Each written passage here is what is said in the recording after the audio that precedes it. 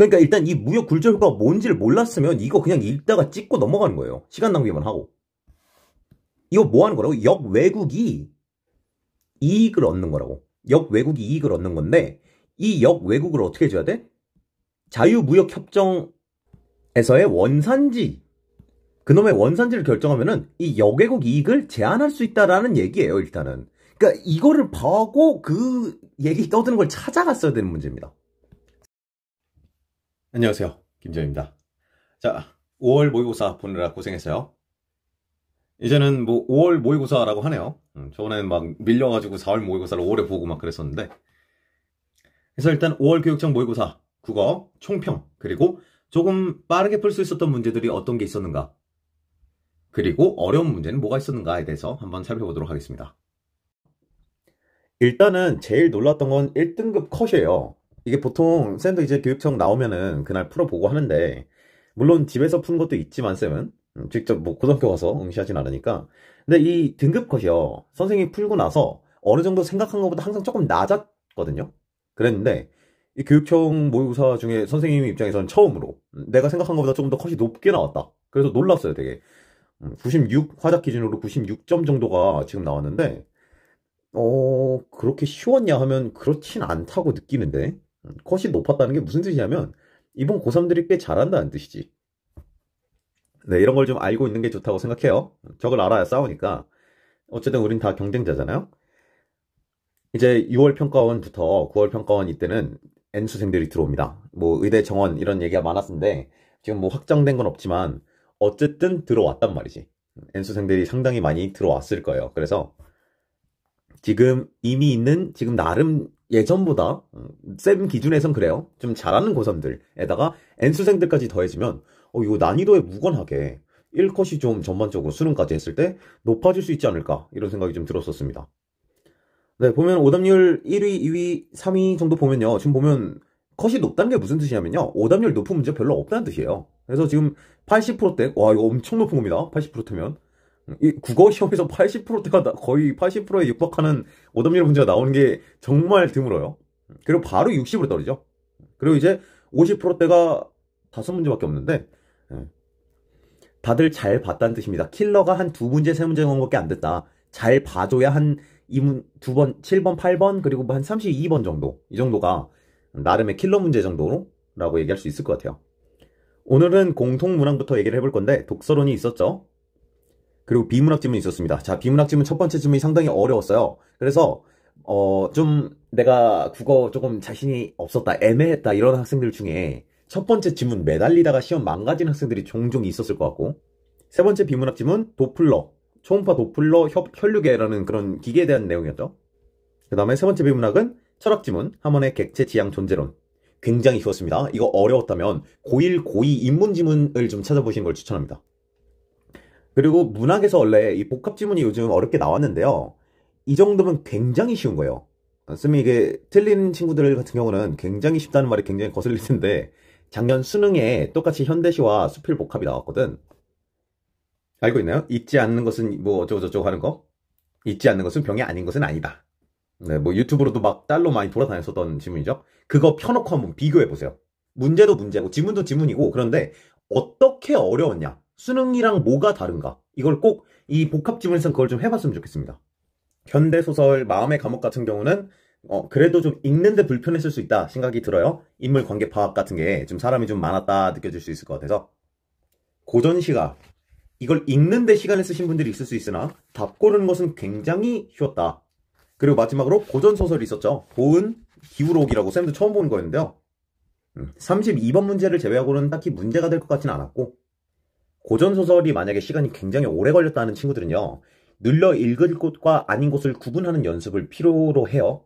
이거 열심히 읽다 보면 이렇게 한 페이지 통째로 나온 고전소설에서 시간을 굉장히 많이 잡아먹을 수 있거든요. 자, 그래서 일단 시험지 간단하게 같이 보면서 중요했던 문제들 위주로 좀 살펴보도록 하겠습니다. 독서론 문제를 풀 때 이게 독서론 지문이 생각보다 내용이 좀 많다 생각이 들었을 수 있는데, 그런 느낌을 받았던 친구들이라면은 시간을 조금 넉넉히 쓸 필요가 있다고 생각해요. 이게 독서론은 사실 난이도가 그 시험마다 굉장히 편차가 큽니다. 정보량도 2배, 3배 정도로 이게 왔다 갔다 하기 때문에 어떻게 보면 좀 복불복이거든요. 그래서 읽다가 아 이거 내용 많은데 지금 막 1번, 2번, 3번 나눠지고 여기 또 자기 효능감도 1번, 2번, 3번 나눠지는 것 같은데 이 정도 됐을 때 뭔가 내용이 너무 어렵다.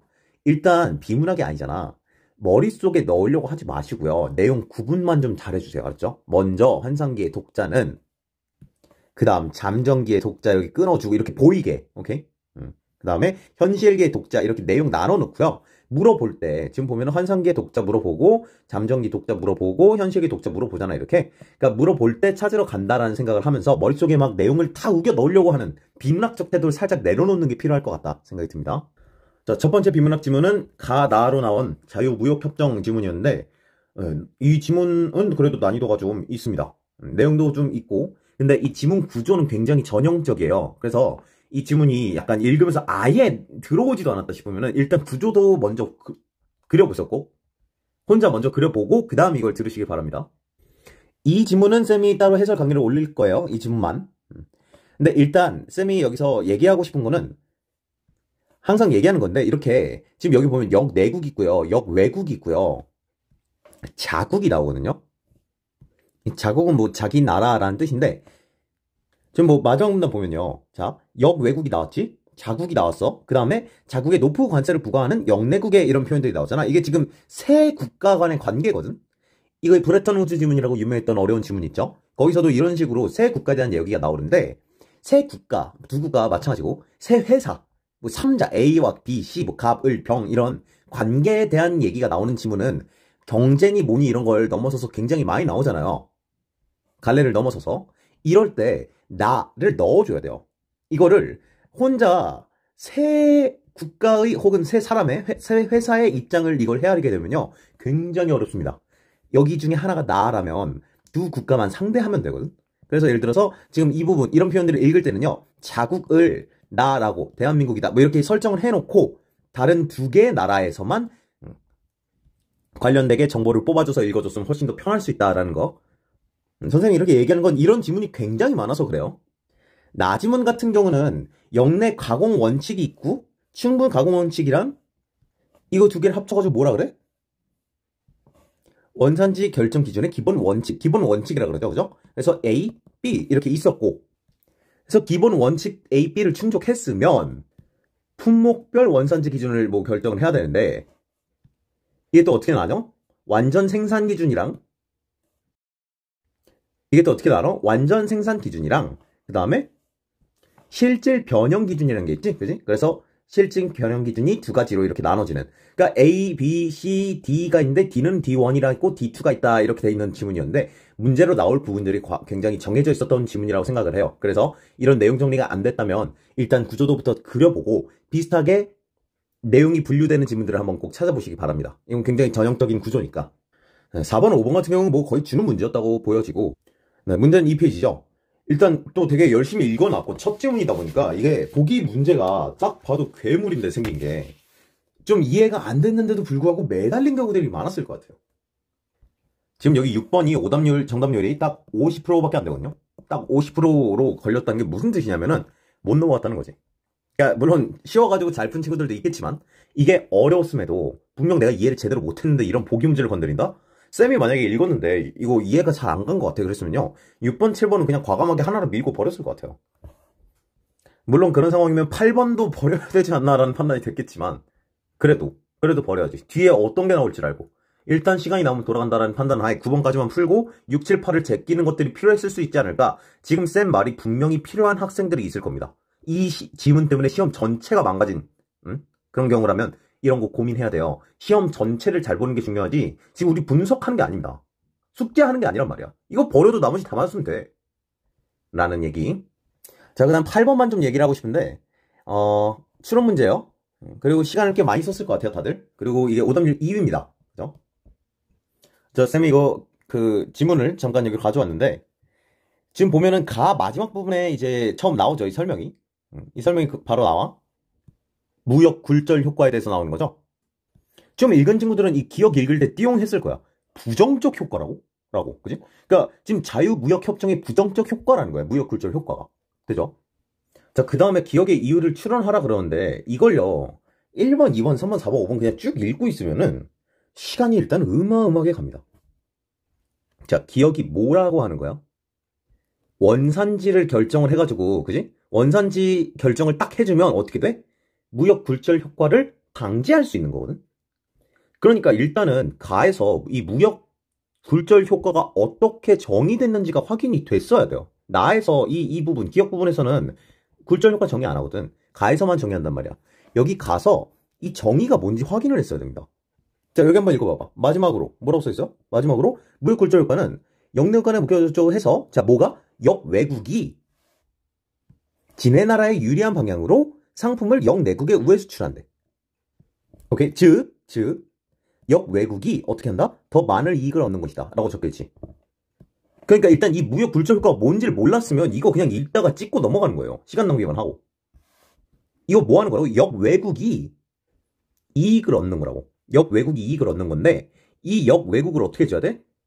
자유무역협정에서의 원산지, 그놈의 원산지를 결정하면은 이 역외국 이익을 제한할 수 있다라는 얘기예요, 일단은. 그러니까 이거를 봐고 그 얘기 떠드는 걸 찾아갔어야 되는 문제입니다.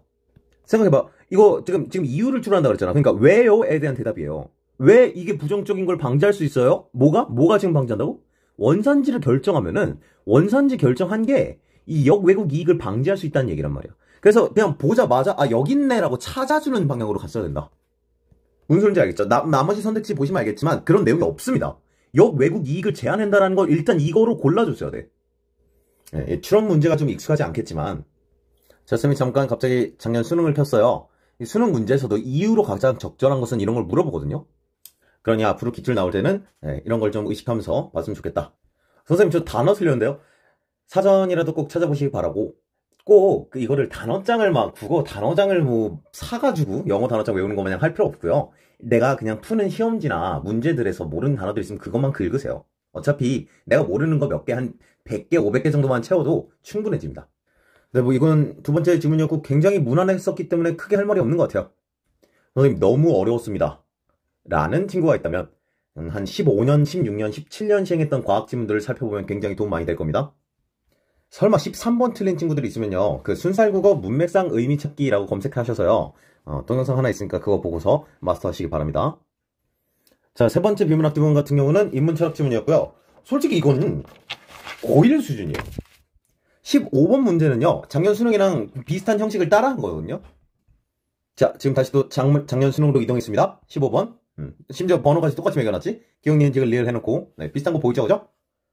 네, 그런데 난이도가 차원이 달랐다. 저거 풀어보셨던 분들은 알겠지만 굉장히 어렵죠. 오래 걸리고. 이 지문 같은 경우는 이런 게 안 읽히면 안 됩니다. 아까도 말했는데 고1, 고2 인문지문이라를 통해서라도 쉬운 이 철학 지문을 두렵지 않게 하는 이런 시간들이 필요하거든. 어려웠다면 꼭 그런 시간을 갖도록 하세요. 이 시험 잘 봤냐 못 봤냐가 중요한 게 아니라 내가 여기서 어떤 약점을 찾아냈고 그걸 어떻게 하면 극복할지, 이게 중요한 겁니다. 그러니까 막 95점이면 1등급 안 될까요? 이런 거 물어보지 마세요. 이거 그게 뭔 상관이니? 5월 모의고사에서 1등급이 나왔든 간신히 2등급이 됐든 그런 건 전혀 중요하지 않아요. 그 시간에 이제 6평 대비하는 겸 수능 특강이나 보십시오. 네. 16번 보기 문제 거의 주는 수준이었고요. 저희 공통영역에서 이제 그 복합지문, 현대시랑 수필지문이었는데 이거 아까 얘기했죠, 그죠? 수능 한번 펴서 이거는 비교 좀 해봐라. 어떻게 어려웠는가? 얘 같은 경우는 문제가 거대했지만 지금 거의 다 인용한 게 대부분이에요. 그래서 내가 판단할 게 많지가 않습니다. 그리고 이거 보기 문제, 이것만 대표적으로만 얘기하겠습니다. 보기에 있는 부분 중에 알맹이적인 것들을 한번 밑줄을 쫙 쳐놓고 어떻게 반영이 됐는지 한번 표시해보세요. 예를 들어 이런 식으로 하라는 얘기예요. 하나하나 한번 연결해보고, 자, 그럼 어떤 게 보여야 되느냐? 이건 보기에 없는 말인데? 하는 표현들이 보여야 됩니다. 오케이? 자, 그렇다고 답인 게 아니고 그때 내가 판단을 하는 거예요. 일단 보기에 적혀 있으면은 연결만 타당하다면 괜찮은 거고. 보기 문제는 이런 관점으로 접근해 주시기 바랍니다. 현대소설 연습하기 좋은 수준이죠. 특히 뭐 이런 부분 읽을 때 동수 엄마가 누구지? 며느리 이거 같은 말인가? 이런 거 좀 파악을 좀 해보시면 좋을 것 같습니다. 이 어머니가 할머니로 지금 지칭되고 있구나. 오케이? 이 동수 아빠란 말이 여기 처음 나오는데, 이게 현구가 지금 동수 아빠구나. 오케이? 고전 시간은 네, 굉장히 쉬웠다고 볼 수 있어요. 뭐 그렇다고 뭐 넘어가긴 좀 그러니까 이런 거 볼 때요, 음성상징어? 어딨지? 이러면서 찾지 마세요. 자, 선생님 지금 한번 색깔을 구분해봤는데 뭔지 알겠어? 지금 보라색은요, 빠르게 판단 가능한 선지입니다. 유사한 문장 구조, 이건 그냥 눈 크게 뜨고 보면 되는 느낌이잖아. 그지? 말을 건네는 방식, 이러면 자네들 쏘 이런 표현들, 그지? 뒷부분에 저 어미들 보면 되잖아. 뭐뭐야, 뭐뭐 할 소냐 이런 표현들 봤을 때, 그지? 청유형 어미 마찬가지지. 어미는 뒤끝을 얘기하죠, 그죠? 근데 역설적 표현, 음성상징어 이런 것들은요, 한마디 한마디 다 찾아야 돼. 어딨지 어딨지 하면서 1번 4번을 먼저 건드릴 생각을 하면 안 됩니다. 이런 거 구분하는 선이 필요해요. 자, 그 다음에 고전소설의 32번 문제. 솔직히 쌤도 이거 32번에서 약간 막혀가지고 올동그라미 나와가지고 뭐지? 했었는데, 지금 이게 거짓이라고 생각하고 있다라는 이 근거가 없거든. 이 노군이 서모인데요. 자, 선생님 서모가 뭐예요? 하면 서모가요, 246평에 이 236평의 소현성록에도 나왔거든요. 서모는 아버지의 첩입니다. 알았죠? 이거 알아둡시다. 나왔어요. 나왔었으니까 일단 나왔으면 이제 내 지식이 되어야 해. 자, 어쨌든 근거가 거짓이라고 생각하고 있는지 아니면 얘가 그냥 진짜 얘가 재산을 빼돌리려고 하는 것이다 라고 믿는 건지 그건 알 수가 없다 라고 해서 적절하지 않다라고 골라줘야 돼요. 이 근거 없음에 대한 얘기를 해서 쌤이 한번 이거를 좀 이번 3월 교육청 34번이랑 좀 얘기를 하고 싶은데 같이. 자, 기억날까 몰라. 징세 비태록 문제예요. 이거 틀린 분들이 굉장히 많을 겁니다. 이게 오답률 1위였기 때문에. 지금 일단 자, 결론. 잘못된 선례다. 이렇게 안 낼 거다. 34번이 아직까지도 납득이 안 갔던 친구들은 안심해도 괜찮다라는 얘기를 꼭 하고 싶고요. 왜냐, 지금 여기 보면요, 고향에 있는 선인의 가족이라는 표현이 있는데 이 고향에 있는이라는 것은 근거 부족입니다. 쌤은 그래서 이거 적절하지 않은 선택지 중에 하나라고 생각해요. 답이 뭘 유도한 건지는 알겠는데 이것도 근거 없어. 이렇게 되면 안 됩니다. 고향 소식을 들었다고 해서 모든 선인의 가족이 다 고향에 있었다고? 이렇게 얘기하기가 어려워요.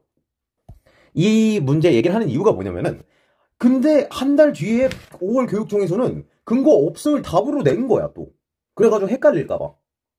이 문제 무시하십시오. 오케이? 32번 문제, 이번에 5월 교육청 32번 문제는 네, 이렇게 낼 수 있어. 근데 이거 안 돼요. 이러면 안 되는 문제입니다. 이건 잘못된 문제예요. 혹시나 이거랑 32번 때문에 헷갈리거나 힘들었던 마음고생한 친구들이 있다면 안심해도 괜찮다. 네, 뭐 화작이랑 오면은 뭐 얘기할 게 그렇게 많지는 않습니다. 화작은 시간 되고 맨날 한 세트씩은 푸는 연습을 꼭 해주면 좋겠어요. 그래도 이런 문제나 이런 문제처럼 이제 1초처럼 예를 들어 뭐 비유 이러면 일단 비유 없으면 지워버려야 되는 겁니다. 맞죠? 그래서 일단 보자마자 그냥 2번 선택지 지우고 3번 선택지 지우고 5번 선택지 지우고 아 이것 중에 주제가 뭐지? 그냥 이렇게 골라야 되는, 진짜 한 5초 안에 골라야 되는 문제예요. 네, 43번도 뭐 주는 문제였죠, 그죠? 45번도 굉장히 빠르게 풀 수 있는 문제였고 44번도 원래는 꼬는 문제인데 이 문제가 이번엔 꼬지 않았죠. 작년에 수능 오답률 1위가 이 유형이었습니다. 상당히 까다롭고요. 그래서 이번에는 화작은 뭐 그렇게 묵직한 문제가 없었다. 마지막 엄매. 솔직히 지문형 빼곤 쉬웠죠. 그죠? 지문형에서 시간 많이 걸렸어 이런 친구들이 있을 수는 있겠는데 만약 그렇다면 당신이 잘못한 겁니다. 이거요, 비문학 읽듯이 천천히 읽으면서 한 4분, 5분 감상했기 때문에 망가졌다면 그건 잘못한 거예요. 문제가 나올 부분들을 딱딱 잘라서 일단 한 문단 째꼈을 때 혹은 두 번째 문단 정도, 두 번째 문단이 지금 굉장히 길잖아, 그지? 여기까지 읽었을 때 이거로만 풀 수 있는 문제가 없을까? 하고 찾아갔어야 되는 겁니다. 그리고 지문형에서 가장 중요한 건 내용의 분류예요. 아까 독서론 할 때랑 비슷한 태도로 가주면 좋겠다고. 알았죠? 언제가 자동적 교체냐? 자, 그리고 의문론적 제약으로 인한 교체, 이거 같은 말이 되겠지, 그지? 이렇게 읽을 때, 아, 여기까지가 자동적 교체고 여기가 비자동적 교체구나라고 내용 끊는 거, 이게 제일 중요해요. 알았죠? 화작이든 엄매든 이거 지문형 나왔을 때 독서론도 이렇게 내용 끊어주는 거, 그리고 문제 풀 때 이렇게 대응시켜주는 연습, 이건 연습을 통해서 시간을 굉장히 절약할 수 있습니다. 연습하십시오. 37번이 혹시나 어려웠다면 암긴 문장 했을 때 명사절, 관형절, 부사절 이러고 툭툭툭 나오는 거 일단 연습이 돼야 됩니다. 그 다음 주체 높임. 문장의 주어를 찾는 게 아니에요. 알았죠? 계신이란 표현이 나왔을 때 원래 이거 뭐야? 할머니께서 계시다라고 해서 주어가 생략된 암긴 문장이죠. 그죠? 관형절이에요. 주어가 생략된 관형절. 원래 이렇게 생략된 것까지 복원시켰을 때 그 문장의 주어가 할머니이기 때문에 이 계신이란 표현은 주체 높임인 겁니다. 38번 역시 수능 기출 변형이고요. 가볍고요. 39번. 자, 중세국어 나오면 힘들어하는 친구들이 많아요. 이거로 보시는 게 아니라 이거로 보는 겁니다. 알았죠? 여기 이 현대어 풀이 줬잖아. 그거 가지고 보는 거예요. 도적의, 아침에, 이 부사격 조사잖아. 그지? 그러니까 말이 안 되는 선택지를 이렇게 고를 때 현대어 풀이 기준으로 생각을 하는 게 정석이에요. 네, 매체는 할 말 없고요. 뭐 그냥 가벼웠죠? 아마 매체에서 좀 시간을 아꼈지 않았을까 싶습니다.